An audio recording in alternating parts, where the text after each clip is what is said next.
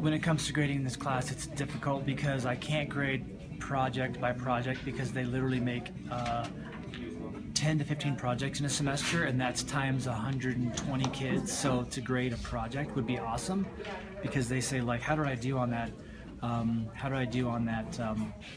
Food project? I'm like, well, I can't give you a specific grade for that project, but over the course of the semester, you've done this amount of work. So that's one problem. Another problem is just grading, and where do I put it? On a piece of paper? Do I go right to the computer? And in this room, I can't have a computer that doesn't get choked with clay dust.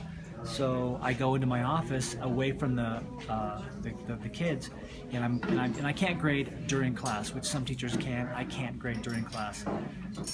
So there's a couple of basic reasons, but as far as a solution to that, I have always just graded one qualitative grade over the course of the semester. You say, well, I want to know what I did on this project. I say, overall, you did 75% or 70% or 69.9% because I don't want you to think that you're even moderate. You're not quite up to average. So I try to use a new technique, and this is what we've been working on, is to grade in such a way that they know how they're doing on craftsmanship, creative endeavors, and just quality workmanship. Those are three basic categories.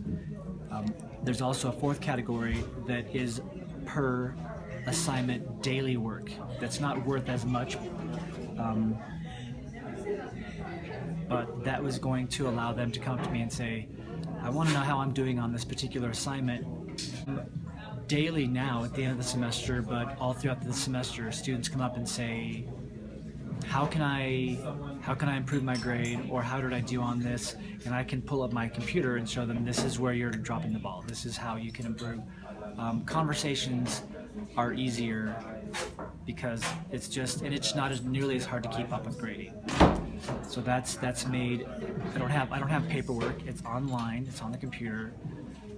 The conversations have been abundant after this technique was started, and it's different than in years past because I feel like I need to have 10 projects, 10 columns, and it overwhelms me, and I've shut down because I can't keep up.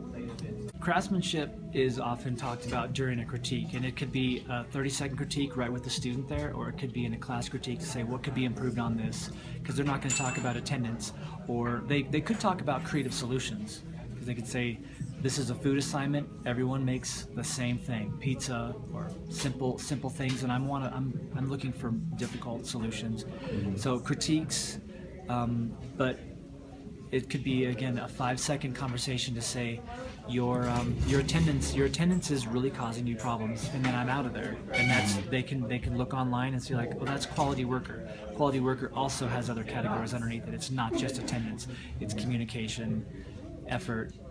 But with those 4 categories, 3 being overarching practices, do you try to be creative? Do you follow up with a finished piece, not just I made it, but literally the signature, the title, and the communication with the teacher, which is what has vastly improved over the last 2 semesters. I'm just finding that since I don't take papers home, I do have to do a lot of work outside of class, and that is putting pieces in the kiln, recycling clay, and in some cases, I'm glad I don't have papers to grade, but this has made my life much easier as far as feeling like a real teacher, to say I do have grades, and it's not just touchy-feely, and it's not easy to get an A in art. Some people feel like, oh yeah, you just have to show up. Like, no, you have to be, because quality worker, there's a lot more involved than just attendance. Creative solutions, craftsmanship is very involved. And I'm going to continue to tweak it, so I think that's going to be the future, is to, maybe I can boil it down to 2 categories.